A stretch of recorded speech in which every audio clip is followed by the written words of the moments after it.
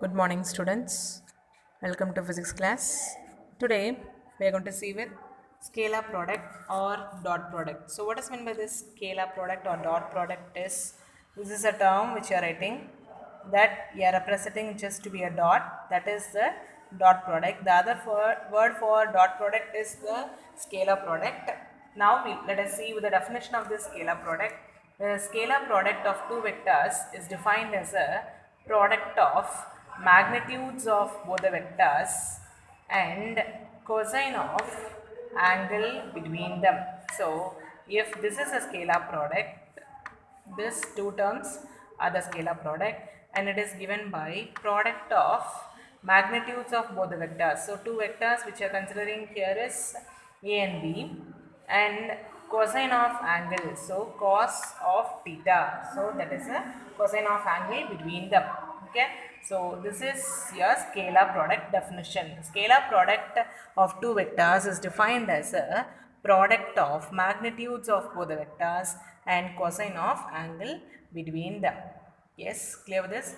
So after this we are going to see one by one with the properties. Properties are very important. The first property is the product quantity A dot B is always a scalar. So if you are finding the value of A dot B, that gives only a scalar. It is not a vector quantity. Okay. Then next one is the scalar product is commutative. You know already with the term commutative, that is A dot B is equal to B dot A. Then it also obeys a distributive. So what is a distributive is A dot B plus C, that is equal to, if you multiply this inside, A dot B in plus A dot C. Okay, so this is distributive. The scalar product also obeys with the distributive law. Then when you have to find with the value of theta, that is the angle that is given by theta is equal to cos inverse of A dot B divided by AB. This formula is very important. We will be using even for your problems.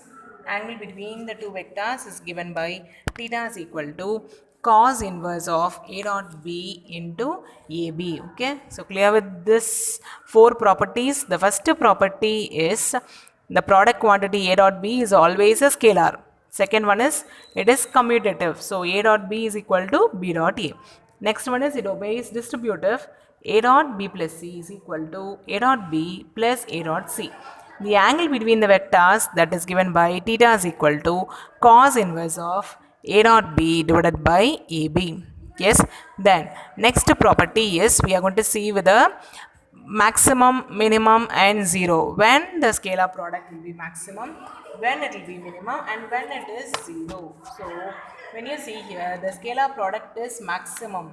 So when it is maximum is cos theta is equal to 1, theta is equal to 0. Next it is minimum. When it is minimum, cos theta is equal to minus 1 and theta is equal to 180. Then last one is it is 0. When it is 0, cos theta is equal to 0 and theta is equal to 90. So when you apply these conditions in this, here A dot B is equal to AB, because this AB is because cos value is 1. Next is A dot B is equal to minus AB, because cos is minus 1. Next A dot B is equal to 0.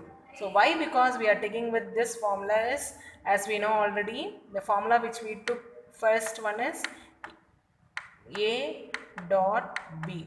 The vector A dot B, vector of A dot B, which is equal to A B into cos theta. So this is a formula which you are taking for the scalar product, is not? So A B into cos theta. So in this what you are going to do is, instead of this cos theta, so wherever you are finding the value of cos theta, you are going to substitute the values. First when you substitute as 1, this cos becomes 1. So A dot B is equal to just AB. Next, cos theta is equal to minus 1. So when you are substituting as minus 1 here, A dot B is equal to minus AB. Okay. Then next is cos theta you are going to write as 0. When you write this 0, anything into 0, that is 0. So A dot B is equal to 0. So when you consider for the first condition, when the theta is 0, the vectors are parallel. When theta is 180, the vectors are anti-parallel. So the vectors are anti-parallel in this. Last one is when the theta is 0, the vectors are perpendicular. So 0 means parallel, 180 it is anti-parallel, then 90 it is perpendicular. So these are the conditions for the value of A dot B. This is a scalar product value. Okay. So are you all clear with this? So these are the properties of the scalar product. We have also with a few more properties of the scalar product. So next is the product by itself. So itself is you are producting with the same value. So see here, this is A. Again we are writing with the A. As we know the formula for A dot B, just now we wrote the formula for A dot B. A dot B. If you find the dot product, that is equal to A B into cos theta. Is it not? So A B into cos theta. So now both the values are B, A, both the values are same, and so instead of this B, we are writing the same value as A. And so here also instead of this B, we are writing the value as A. And so here you will be getting as A into A, that is equal to A square. So this is a product by itself. Okay. Next is in the case of or unit vectors. So when you are considering the unit vectors, the same quantity. So n into I, n, that becomes 1. Same way I into I. So I and I are same quantities. So that value is again 1. And the next one is j dot j. So j and j are same quantities, that is 1. K dot k, both are same quantities, that is equal to 1. So this is the next properties of the scalar product. Okay. And the last property what we have is in the case of orthogonal unit vectors. So when you are considering the orthogonal unit vectors, the different vectors. First we saw that I dot I, those same quantity, that is equal to 0. Here when you see the different quantity, I dot j, j dot k and k dot I. So that is equal to 0. If you are considering with the same quantity, that is equal to 1. Different quantity, that is equal to 0.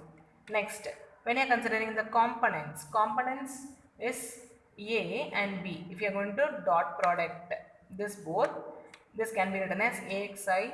This instead of this A, I am writing as AXI, AYJ and AZK. Same way, instead of B, I am writing as BXI, BYJ and BZK. Now, dot product, when you are going to find the dot product, as I have told you that the same products, same terms, that is I dot I, that is equal to 1. So, you will be multiplying this and this. So, AX into BX. So, that is what is written here, AX into BX. Next is AY into by. So that is the next term, ay into by. The last term is az into bz, because both are k terms.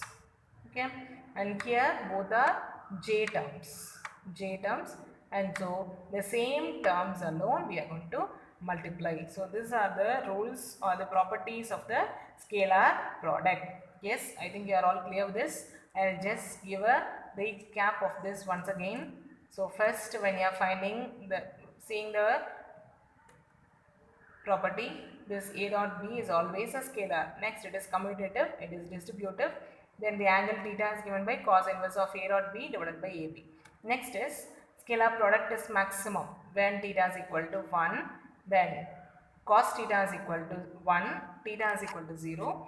There the vectors are parallel. Then next one is product is minimum when cos theta is equal to minus 1 and theta is equal to 180, and so the vectors are antiparallel. Then the last condition is cos theta is equal to 0, theta is equal to 90, the vectors are perpendicular. Then next one is product of itself is said to be a self dot product. So A dot A we are getting as A square. Next, unit vectors, the same vectors if you multiply, that is equal to 1. So n dot n is equal to 1. Same way I dot I, j dot j and k dot k. But next is in the case of orthogonal unit vectors, that is different vectors, that is equal to 0. Next is in the case of components. So you will be multiplying the same terms, ax into abx, same way ay into by, same way az into bz. So these are the properties of scalar product. Next is we are going to see what is a vector product. So the same, when you are clear with the scalar product, we will be able to write very well with a vector product. See here the same definition, product of magnitudes of both the vectors, and the next one is sine of angle between them. There we will be taking as cosine of the angle, here we will be taking as sine of angle. Here the cross product is represented. Vector is said to be the cross product. Scalar is represented as a dot product. So A cross B, that is equal to AB into sin theta. There we will be writing as AB into cos theta. So that is the only difference between this scalar and vector product. Okay. Next we will see with the properties. So first property is the vector product is always another vector. So first point there we saw is scalar product is always a scalar. Okay. Here the vector product is always another vector. There we have seen that it is commutative. Scalar it is commutative. Here in vectors it is not commutative. So not commutative is it is not equal. So A cross B is not equal to B cross A. Then next is the angles. So we'll see the first one, it is maximum. When it is maximum, sin theta is equal to 1 and theta is equal to 90. And so we are writing A cross B is equal to AB. There when it is maximum, theta is equal to 0. Okay, here it is maximum when theta is equal to 90. Okay, then the next property we are going to see is it is minimum. When it is minimum, sin theta is equal to 0 and theta is equal to 180, 0 or 180. So this is minimum and so that is equal to 0. Okay. Next is product by itself. There we have seen that product by itself, that is represented by A dot A. Is it not? So product by itself, that is represented by A vector dot A vector, that is given by A square. A vector dot A vector, that is equal to A square. Yes, and here we are writing it as the cross product. The cross product, the value is equal to 0. Okay, so in cross product the value is a null vector. Null vector is nothing but it is equal to 0. Okay, next in the case of unit vectors, there unit vectors will be writing as I dot I is equal to j dot j is equal to k dot k is equal to 1. But here when you see I dot I, j dot j, k dot k, that is equal to 0. Okay, we have to mainly know the difference between this scalar and vector. Okay. Then next property what we are going to see is in the case of orthogonal unit vectors. So this is orthogonal unit vectors, but there when you write, you will be just writing as the different quantity that is equal to 0. But see here I and j. So ரெண்டு term இருக்கா, I j இருக்கு. அப்போ என்ன எழுதுவோம், next other term என்னவோ அது எழுதிடுவோம். இப்போ பார்த்தீங்கன்னா மூணு terms, what are the three terms is I, j and k. So when you are going to write these three terms, how we will be writing is the product of any two terms. So consider these products I and j. So when you are producting this I and j, you will be writing with the other term which is k. Okay, same way when you are producting with k and I, you will be writing with the next term which is j. Next, when you are producting with j and k, you will be writing with the next term which is I. So on the term மூணுத்துல எந்த term இல்லையோ அதுதான் எழுதுவோம். ஓகேங்களா? So see here I, j we are writing as k. Next j, k we are writing as I. Next k and I we are writing as j. But when you are reversing the order, see here this should be in the anti-clockwise direction. So anti-clockwise is I இருந்து j க்கு போகணும். Okay, next j இருந்து k, next k இருந்து I. So இந்த மாதிரி போச்சு anti-clockwise போச்சுனா தான் will be considering this signs to be plus. But when it is in the reverse direction is I into k.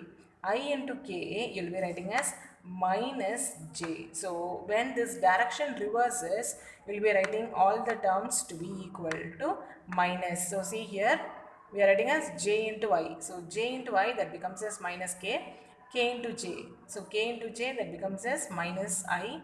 Next, I into k, that becomes as minus j. Okay, so when you are taking these terms in the anti-clockwise direction, that is equal to 0. Okay, this is for the case of orthogonal unit vectors. Next is when you are considering with the components. So these are the components. When you write with the components here, there what you do is just will be multiplying ax into bx. Next, ay into by. Next, az into bz. That is what you will be writing. But here you are going to write this in the form of matrix. So when you are writing this in the form of matrix, what you write is taking this as I, j and k. Generally I, j and k. Now ax, ay and az. Same way, this is I term. So bx, next is by, and the last one is bz. So clear with how we are able to write with this matrix here. Okay. Now expand this matrix. First term is what? I. So you are writing this I as it is. Next is neglecting with a row as well as column. So neglecting with this column and this row, the remaining terms what you are getting is ax, az, bx, bz. Now multiply with these two terms. So ax, bz minus this two, az, by. Okay, clear? Now again when you are going to take with the next one, so next we are going to consider here is j.